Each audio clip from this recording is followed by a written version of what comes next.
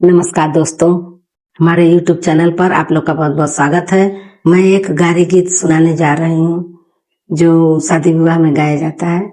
अगर आप लोग हमारे चैनल पर नए हैं तो चैनल को सब्सक्राइब, वीडियो को लाइक और कमेंट बॉक्स में जाकर प्यारा सा कमेंट कर दीजिए ताकि मुझे पता चल जाए कि आप लोग मेरा वीडियो देख रहे हैं। रोवेला समाधि साले पीटेला कपार हो बहिनिया मोर हेराई गईली। सुना थानेदार हो बहिनिया मोर हेराई गईली। रोवेला समाधि साले पीटेला कपार हो बहिनिया मोर हेराई गईली। सुना थानेदार हो बहिनिया मोर हेराई गईली। मऊ में खोजली हो आजमगढ़ में खोजली, मऊ में खोजली हो आजमगढ़ में खोजली। खोजी आईली गाजीपुर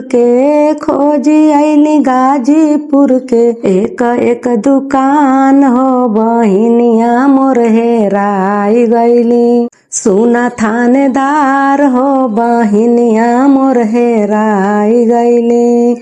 सुना थानेदार हो बहिनिया मोर हेराई गईली।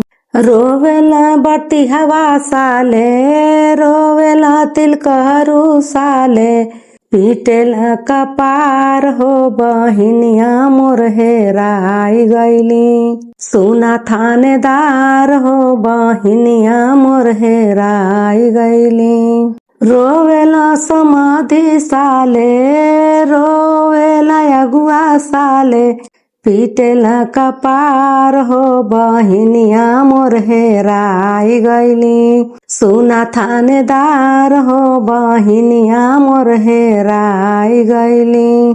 काशी में खोजली, बनारस में खोजली, काशी में खोजली, बनारस में खोजली। खोजी आईली पटना के, खोजी आईली पटना के एक एक दुकान हो बहिनिया मोर हेराई गईली। सुना थानेदार हो बहिनिया मोर हेरा गईली।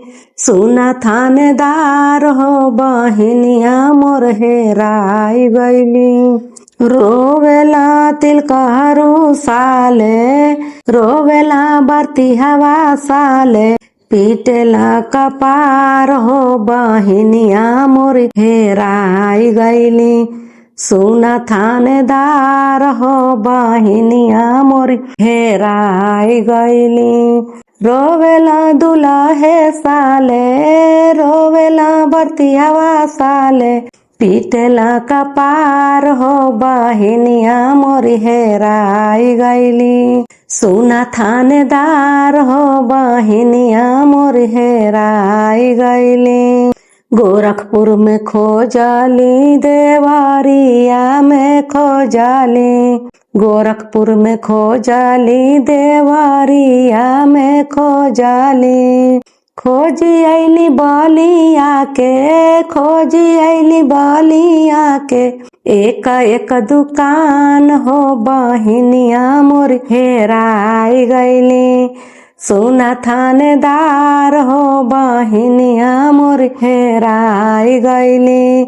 सुना थानेदार हो बहिनिया मोर हेराई गईली।